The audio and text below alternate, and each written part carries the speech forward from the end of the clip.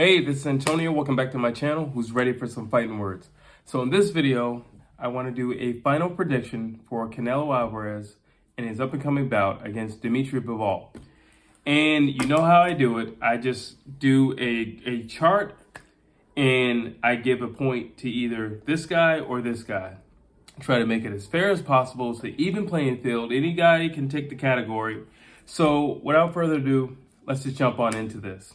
So we always have to start with experience because that's the biggest teacher. So experience, listen, I know a lot of people are going to be mad at this, but I'm sorry. There's no way on this green earth that Canelo Alvarez has more experience than Dmitry Bivol. He's got 268 amateur matches. He only lost 15 out of 268. So I'm not even talking about his professional career, but a lot of people will say, well, that's amateur. What you don't understand is in that part of the world, their amateurs are technically considered professionals. Their amateurs are professionals. And once you start, let's just put it like this. If you are over, I don't know, I'd probably say 60 fights in an amateur, you're a pro. You're a pro. You have more than enough experience to step in there with an older man and 10, 12 rounds. You're a pro. So that being said, Dmitry Bivol has got 268 amateur matches, only 15 losses. And then you throw on his professional record. Yes, Canelo Alvarez is impressive. His record is definitely impressive, but it's nowhere close to Dmitry Bivol. So therefore, when it comes to experience, we're going to have to give it to Dmitry Bivol. And believe me, I've thought of ways that maybe, Canelo could take this category. And I suppose one would make the argument and say, what, not in championship fights. Okay, that's fine. However, there's going to be another category later, and you'll see how that greatly just kind of slides in. But we got to be fair. We got to be honest. When it comes to experience, Dmitry Bivol, hands down, takes this category. And Canelo never had a chance. Power. This one's tough because, yes, Dmitry Bivol has had a lot of amateur matches. We're not fortunate enough to have seen them, or the vast majority of them.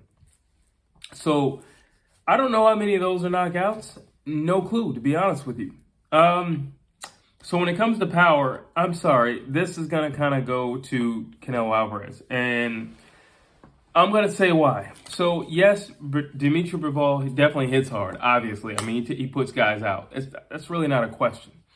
However, what I'm looking at, what I would say is Canelo Alvarez is going up in weight, and he's still putting guys out. Normally, a guy's power kind of diminishes as he moves up in weight, yet he's still putting guys out.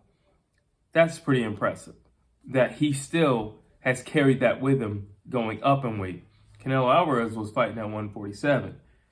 Now he's at he's in the 70s. And believe it or not, he's talking about fighting Alexander Usyk.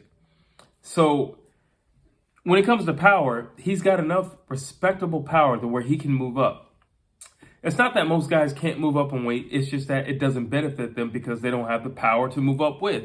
So it's just like, okay, let's just take somebody. You look at, I don't know, let's say a Sean Porter. He's never been the biggest puncher in the world to begin with. But let's just say if you put him at, 160 pounds, 168 pounds, he's going to be highly ineffective because he doesn't have enough to keep guys off of him. He will have the speed advantage, so he'll be able to get away for the majority of the rounds, but he doesn't have enough power to keep guys off of him. And when he does slow down in the later rounds, to back guys off of him. Canelo Alvarez has retained his power moving up in weight. So obviously, I feel like that is a strong enough argument to give him the point in this round. So now it's 1-1. We're tied up, people. By the way, real quick, if you like these videos, please like, please share, please subscribe. Tell your mama, your daddy, your cousins. Doesn't matter. You train at a gym, tell everybody in the gym. Subscribe to my channel, Fighting Words. Let's get back to this. Agility. Now, I am a fan of Bivol's footwork. I like the bounce and the hop that he does. However, he's typically in control most of the times. So, that's not necessarily agility. It's just more or less cadence, if anything else, or rhythm. When it comes to agility, it's very hard to hit Canelo. He's a very slippery fighter. Everybody always talks about the Danny Jacobs fight, when Jacobs is just smacking up air. He's beating the crap out of the air because he's not touching Canelo. He's very slippery. He's a very slippery fighter. And he has a lot of agility. I don't think he has the most agility in his legs, but he has a lot of agility. And he shows it time and time again. It's very difficult to put your hands on him. Or let me say it like this. It's very difficult to hit him cleanly. So I give him a point for agility. So now, Canelo's up. So let's see what happens. Now we have adaptability. In other words, can you, if what you're doing is not working, can you switch it up? Can you say, all right, this punch has not been working for me all night. Can I switch it up to another punch? Can I try the uppercut? Can I try the shovel hook? What can I do? You know what? The game plan that we came in with ain't working. We're gonna just toss that in the trash. We're gonna try something else. Adaptability. Unfortunately, here we go again. Canelo. I gotta give it to Canelo. He'll come out one way and he'll basically test the waters. And if things aren't working out, he'll try something different. If you want a great example of that, you look at the first Triple G fight. He realized, all right, this dude's a little stronger than I thought, and he's not going away, and he can take my punches, okay, and he's still coming forward. And he switched things up. Normally, Canelo will just slip guys. He'll slip them, but he'll stay stationary. He won't give up position. He'll just slip them all day. With Triple G, he had to back up and fight. And he was equally effective backing up while fighting. So therefore, for adaptability, there goes another one for Canelo. Heart. Now, let me explain this. Who has more heart? That's a very difficult category to give somebody, just to begin with. Who are you to say who has more heart than? So let me break this down. When it comes to heart, I could easily say Dmitry Bivol has a lot of heart. Why? Because he has 268 amateur matches. This dude ain't no quitter. You know what I'm saying? He's not a quitter. He loves the sport. He's got heart. And it takes heart to get in that ring. However, when I look at Canelo, again, you're talking about a guy who started off much smaller, moved up in weight. And not only is he fighting giants, but he's fighting some hard-hitting giants. He fought Kovalev. Kovalev, now, granted, by the time he fought Canelo, it wasn't like he was this killer anymore. He wasn't, he wasn't that anymore. But still, he's still dangerous. He was in shape, and he's still dangerous. He still hits hard. He fought Triple G. So that wasn't easy. And do I believe that he won the first fight? That's a conversation for another video. But the point that I'm making is he came up from a much lighter weight and he took on some Goliaths. That's impressive. Canelo has heart. Canelo's never been down. Canelo has heart. Listen, when you're fighting these big guys and you're not doing fancy footwork and dancing all around these guys, that's impressive. That is impressive. I'm sorry. And he shows a lot of heart because it takes a lot of heart to get in there with much bigger guys. And the bigger they are, the harder they hit. And Canelo has shown time and time again, it doesn't matter how big he is. Skills pay the bills. So I'm going to have to give Canelo that for heart, unfortunately. So sorry, all you Dmitry Bivol fans, believe me, it is what it is. But right now, Canelo is greatly in the lead. But let's just see. Let's keep going. Ring IQ. Okay. When it comes to ring IQ, I'm going to give this a tie. Again, 268 amateur matches. I'm sorry. There's nothing you can show Dmitry Bivol in the ring that he's going to be like, oh, I've never seen that before, or I don't have an answer for that, or I haven't seen it enough times that I know exactly what to do in that situation. No, he knows what to do. He has high ring IQ. He's typically the boss in the ring. Very seldom is he on the losing streak in a fight or anything like that. Very seldom does he lose several rounds in a row. And there's a reason for that, ring IQ. Now, you take the same thing with Canelo Alvarez, which is why I'm giving this a tie. Ring IQ. Look at what he's done to a lot of really good fighters. I brought up Danny Jacobs earlier, Triple G. And again, Kovalev, he was a smasher and a bone crusher at some point in time. And look at what Canelo did to these guys. Look at what Canelo did to Amir Khan. Amir Khan at that time was on fire. Look at what he did to him. Ring IQ. That wasn't a lucky punch.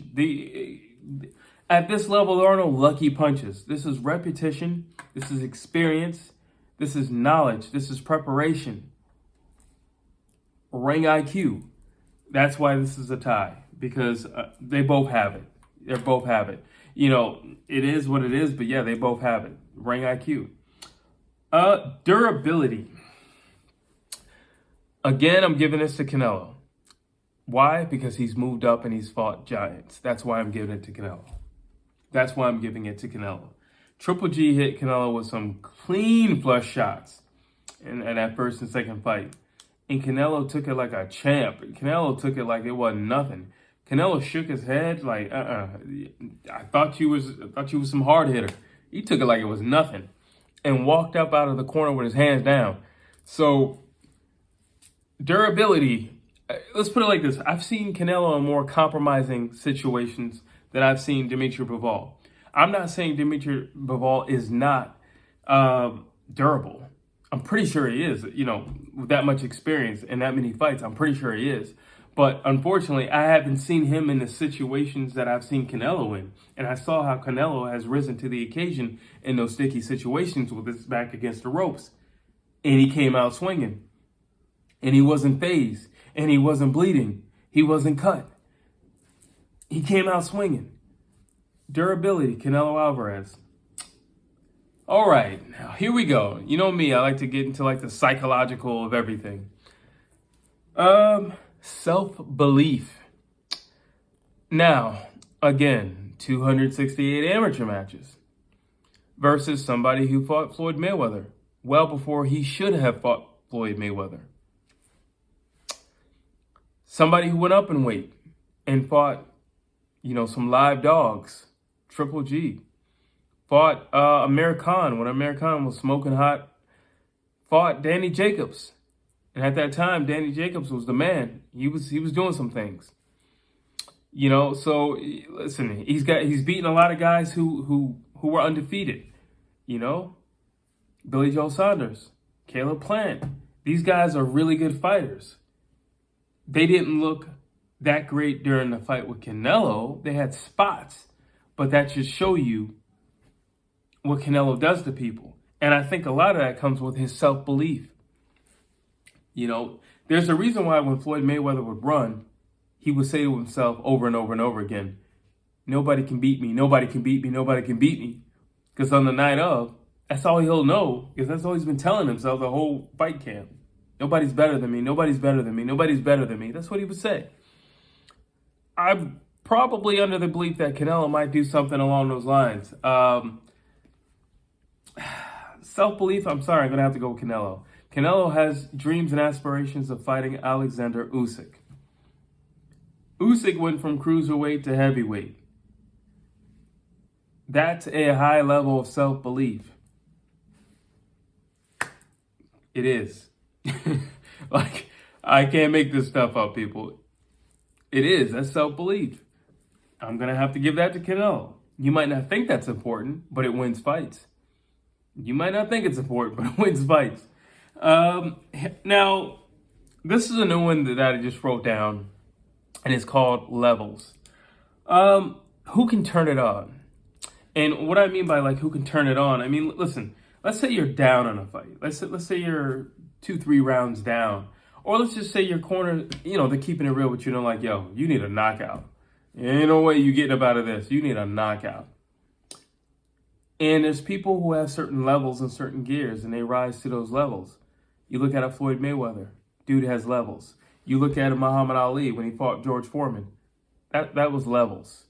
That was levels. He patiently waited for his time, and he knew that the opportunity would present itself, and he took perfect advantage of that opportunity when it came. And it was only that big of an opportunity, but he took it, and he won.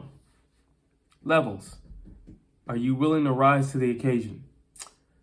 When you have Canelo Alvarez and he's constantly talking about going up, again, Alexander Usyk ranks high on my personal scale. The thought that Canelo Alvarez just says he wants to fight him shows me he can turn it on. It shows me that. He fought Floyd Mayweather. Now, in my opinion, Floyd Mayweather is the best boxer of the last 30 years. In my opinion, hands down, the best boxer of the last 30 years, in my opinion. Canelo Alvarez was frustrated in that fight. Canelo Alvarez was annoyed in that fight. Canelo Alvarez fought with a real sense of urgency in that fight.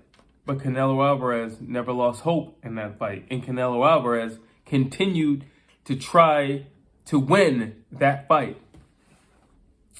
Levels, levels. He was going to rise to the occasion. And he tried. When you look at the Triple G fight, I think that was the first time Canelo was like, wow, I hit somebody with my best shot and he's still standing there. I hit him flush and he's still standing there. And Canelo rose to the occasion. And when everybody knows the punch, Triple G caught him. They were in the ring. They were on the ropes, in the corner. Canelo catches one, shakes it off like it ain't nothing.